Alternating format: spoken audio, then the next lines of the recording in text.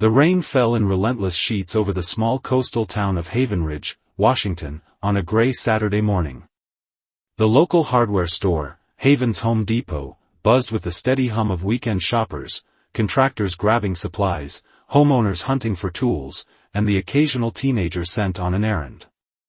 The air smelled of wet concrete and sawdust, a comforting mix for anyone familiar with the rhythm of a working town.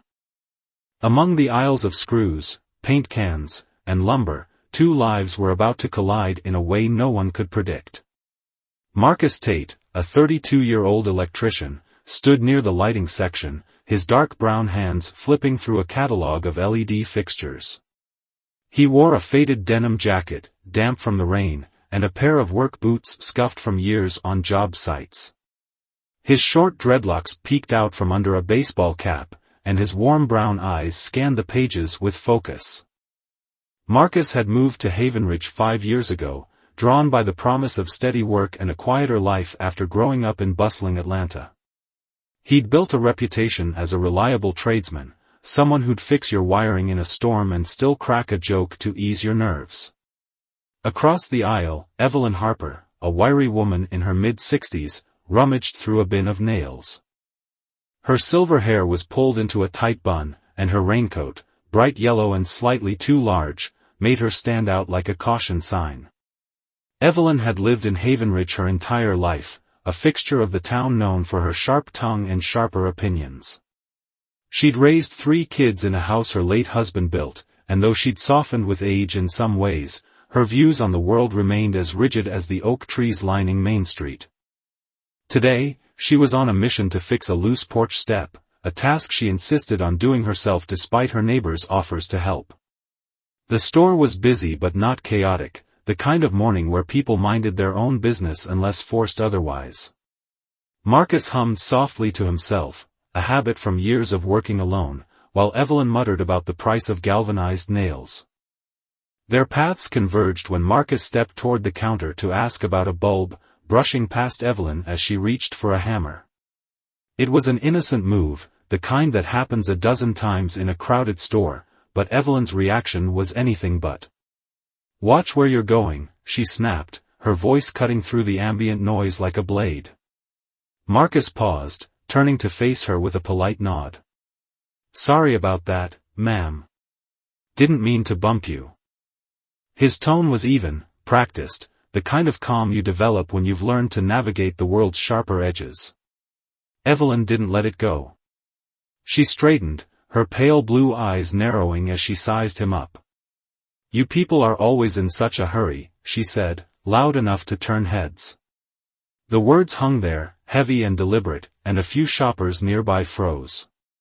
Marcus tilted his head, his expression shifting from apology to curiosity. "You people," he repeated, keeping his voice low but firm. "Yes, you heard me," Evelyn shot back, her chin jutting forward.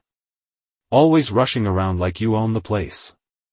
Why don't you go back to Africa where you belong?" The statement landed like a thunderclap, silencing the chatter around them. A man browsing power tools dropped his screwdriver. A teenage cashier gawked from behind the register. The air grew thick with tension, the kind that makes your skin prickle. Marcus didn't flinch. He set the catalog down on a nearby shelf, his movements slow and deliberate, as if giving himself time to process. Evelyn stood her ground, clutching the hammer like a talisman, her face flushed with defiance. The crowd, now a loose circle of onlookers, waited, some with wide eyes, others with averted gazes. A woman in a red raincoat whispered to her husband, "She didn't just say that, did she?" But Evelyn had, and there was no taking it back. For a moment, Marcus said nothing. His silence wasn't surrender, it was strategy. He'd faced words like these before, in gas stations, on job sites, in fleeting moments that tested his patience. He could have walked away, let the rain wash the encounter from his mind, but something in Evelyn's stare held him there. It wasn't just anger in her eyes, it was fear, brittle and old, masquerading as bravado. And Marcus, who'd spent his life reading people as well as he read blueprints, saw it. Ma'am, he began, his voice steady but carrying a weight that drew every ear closer, you don't know me.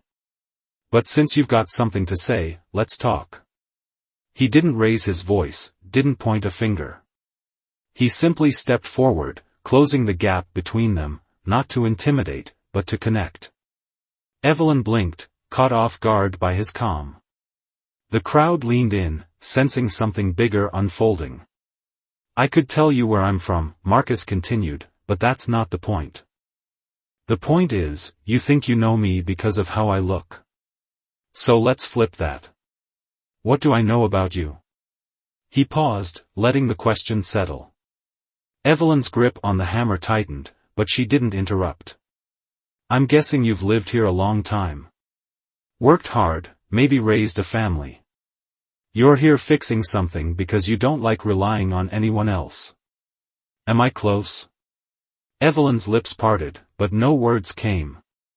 The accuracy stung, peeling back her armor just enough to make her falter. Marcus didn't stop. See, I don't need to know your whole story to respect you. But you? You've already decided I don't belong, without even asking my name. His tone wasn't accusing, it was reflective, almost gentle, and that made it cut deeper. The onlookers shifted, some nodding faintly, others staring at Evelyn as if seeing her for the first time. A burly man in a flannel shirt muttered, "He's got a point," under his breath. Evelyn's defiance wavered, her eyes darting to the faces around her. She hadn't expected this, not the calm, not the crowd's quiet agreement. She'd thrown a match, expecting a fire, but Marcus was turning it into something else entirely. I'm Marcus, he said, extending a hand, not in anger, but in invitation. And I'm not going anywhere. So what now? The question hung there, a challenge wrapped in grace. Evelyn stared at his outstretched hand, her own trembling slightly. The store held its breath, waiting for her move. This wasn't just a confrontation, it was a crossroads, and what happened next would echo far beyond the rain-soaked aisles. Evelyn Harper stood frozen, the hammer still clutched in her hand, as Marcus's words settled into the silence. The hardware store felt smaller now, the walls pressing in as the crowd's eyes bore into her. She'd meant to assert herself, to reclaim some unspoken territory she felt slipping away in a world that no longer made sense to her. But Marcus's response, calm, measured, human, had flipped the script. Her pulse raced, a mix of indignation and something she couldn't name tugging at her chest. I don't need your life story, she snapped, her voice sharper than she intended. This is my town. I've been here longer than you've been alive. It was a weak retort, and she knew it. The crowd murmured, a low ripple of disapproval spreading. Marcus didn't flinch. He lowered his hand slowly, not out of defeat, but as if giving her space to breathe. Fair enough, he said, his tone still even. You've been here a long time. I respect that. But tell me, does that mean no one else gets to call this home? His question wasn't loud, but it carried, threading through the aisles like a current. A woman near the paint cans shifted uncomfortably, her eyes flicking between Marcus and Evelyn. A young employee stacking shelves paused, his hands hovering over a box of screws. Evelyn's face tightened. It's not about that, she said, though her voice wavered. It's about knowing your place. The words slipped out before she could stop them, and the crowd's reaction was immediate, a collective intake of breath, a few heads shaking. Marcus raised an eyebrow, but his composure held. My place, he repeated, letting the phrase linger. See, that's where we're different. I don't think anyone's got a place assigned to them, not by birth, not by skin, not by anything. We make our place. I've been making mine here, fixing houses, helping neighbors. What about you? The question hit Evelyn like a gust of wind, unsteadying her. She opened her mouth to argue, but Marcus kept going, his voice gaining a quiet strength. I've wired homes for people in this town, folks who've invited me in, shared coffee, told me their stories. I've climbed roofs in storms to patch leaks for families who couldn't afford to wait. I belong here because I've earned it, not because someone handed it to me. Evelyn's eyes flickered, a crack forming in her resolve. She wanted to push back, to cling to the certainty she'd carried for decades, but Marcus's words were chipping away at it. The crowd was no longer just watching, they were listening, drawn in by the electrician who spoke like he was building something bigger than a circuit. A man in his 40s, wearing a rain-soaked jacket, stepped forward from the edge of the circle. "He's right," he said, his voice gruff but clear. "Marcus fixed my shop's lights last winter, worked through the night so I wouldn't lose business. He's as much Havenridge as anyone." The man's words sparked a ripple, nods, murmurs of agreement, a woman near the counter adding, "He helped my mom with her fuse box. Didn't even charge her." Evelyn's grip on the hammer loosened, her knuckles widening as she processed the shift. She hadn't expected allies to rise for Marcus, not here, not now. Her world, the one she'd anchored to for 65 years, felt suddenly unsteady. "That's not the point," she said, but her voice was quieter, less sure. "Things were different before. Simpler." "Simpler for who?" Marcus asked, his tone gentle but piercing. "Not for my grandparents, who worked fields they couldn't own. Not for my mom, who scrubbed floors to put me through school. Simple's a luxury not everyone gets." He paused, letting the weight settle. "But I'm not here to fight about the past. I'm here buying a bulb, same as you're here for nails. We're both just trying to keep our lives together. So why's it gotta be more than that?" The question hung there, raw and real. Evelyn's lips trembled, her defiance fraying at the edges. She glanced at the hammer in her hand, then at the crowd, faces she'd known for years, now looking at her with something between pity and reproach. A teenage girl near the checkout whispered to her friend, "He's so cool about it. I'd be yelling." Marcus didn't yell. He didn't need to. His calm was a force, pulling the room into his orbit. "You don't have to like me," he said, addressing Evelyn directly. "But you don't get to decide I don't belong. That's not your call." He bent down, picking up the catalog he'd set aside, as if signaling the conversation could end there, if she chose. Evelyn's shoulders slumped, the fight draining from her. She wanted to retreat, to disappear into the rain outside, but her feet stayed planted. Something in Marcus's words, his refusal to hate her back, gnawed at her. "I didn't mean it like that," she muttered, barely audible. It wasn't an apology, but it was a crack, a glimpse of doubt she hadn't meant to show. The crowd watched, breathless, as Marcus nodded. "Maybe not," he said. "But you said it. And now we're here." He turned to the counter, ready to move on, but the moment wasn't over. Evelyn's next move would tip the scales, and the twist was still to come. The rain tapped against the store's windows, a steady rhythm underscoring the silence that followed Marcus's words. Evelyn stood there, her yellow raincoat a stark contrast to the gray uncertainty clouding her face. The hammer dangled at her side now, a forgotten prop in a drama she hadn't scripted. The crowd, some 20 people strong, waited, their collective gaze shifting between her and Marcus.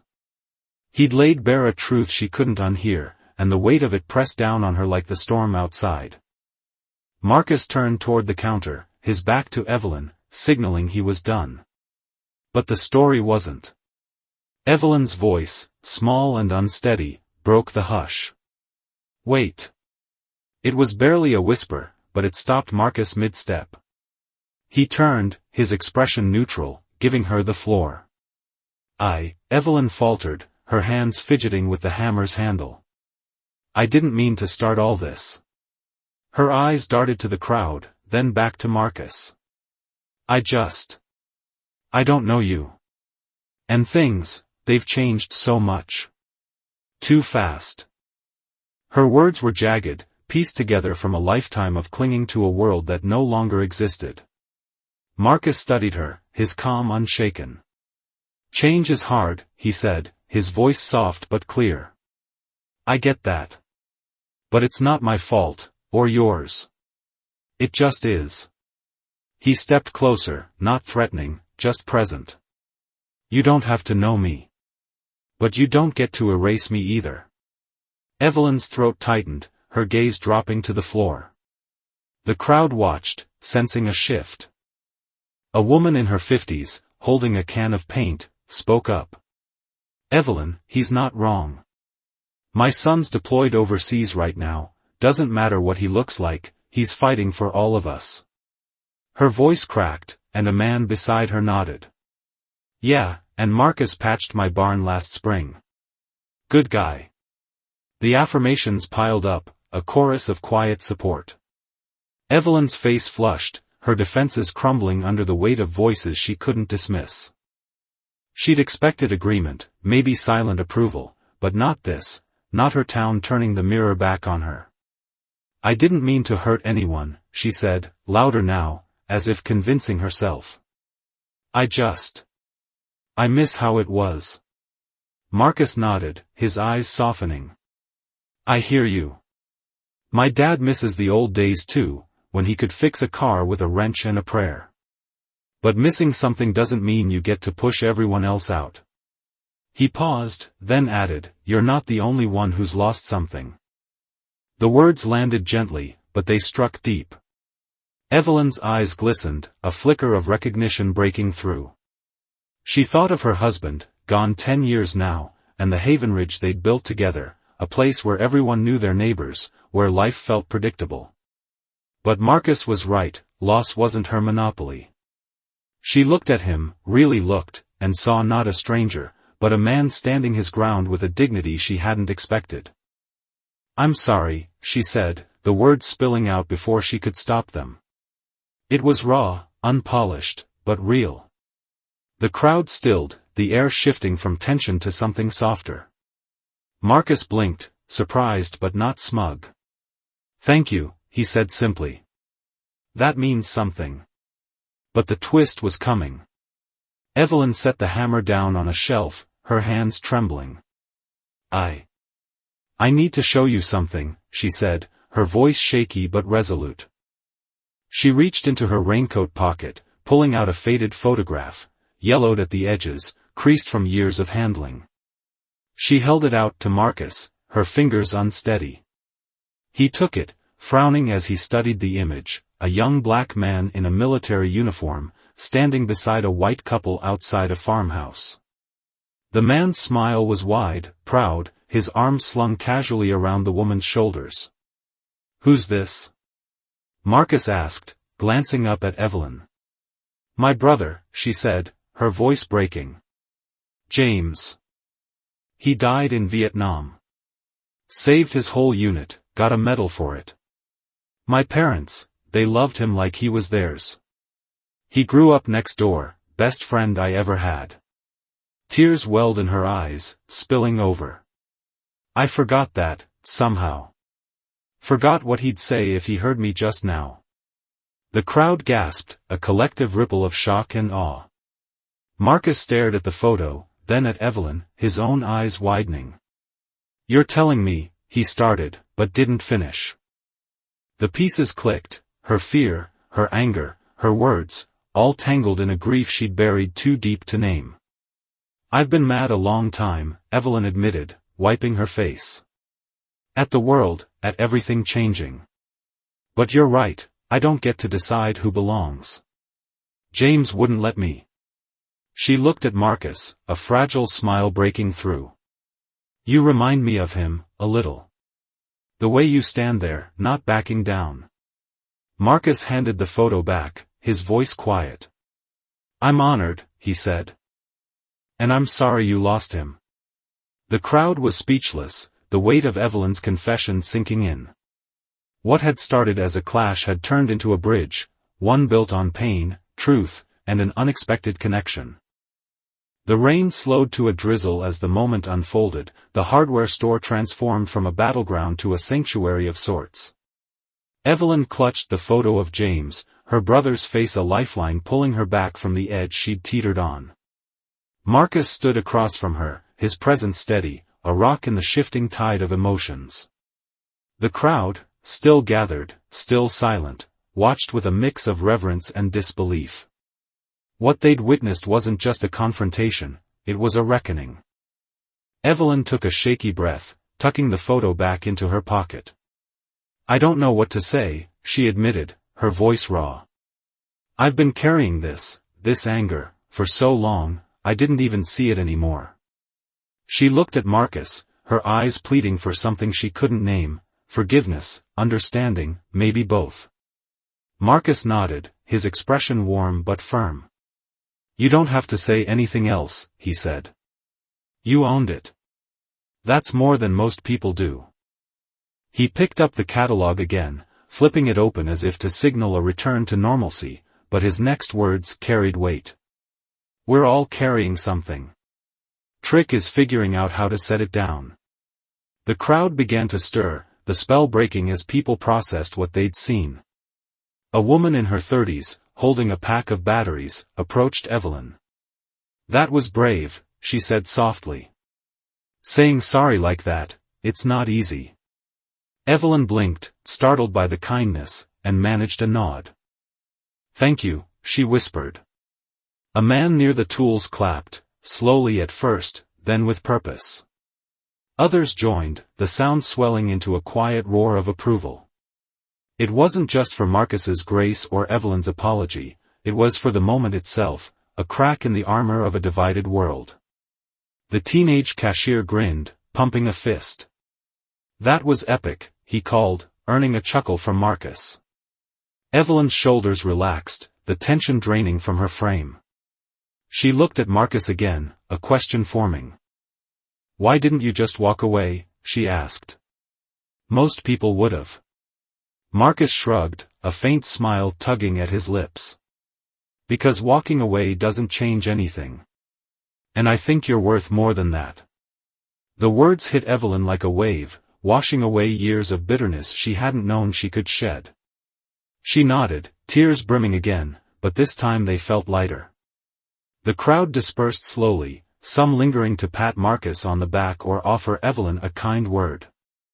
The man in the flannel shirt approached, holding out a hand. "Name's Tom," he said. "Next time you're fixing something, call me. I owe you one."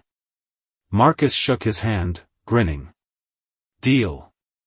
As people returned to their shopping, the store hummed with a new energy, thoughtful, reflective, alive. Evelyn picked up her hammer, then hesitated. "Marcus," she called, just as he reached the counter. He turned, waiting. "If you're ever near Oak Street, stop by. I make a mean apple pie. James loved it, maybe you will too." Marcus's smile widened. "I'll take you up on that," he said. "And I'll bring the coffee." Evelyn laughed, a small, rusty sound, but genuine. It was a start. The rain stopped as Marcus paid for his bulb and Evelyn grabbed her nails. They left the store separately, but the echo of their encounter lingered. Word spread through Havenridge, first in whispers, then in stories told over fences and diner counters. The electrician and the widow, the clash that turned into a connection, the photo that changed everything. It wasn't just a moment, it was a spark, igniting something bigger in a town ready to listen. And somewhere, in the quiet of her porch that night, Evelyn set out James's photo, not hidden in a pocket, but framed on the table. She smiled at it, whispering, "You'd be proud, little brother."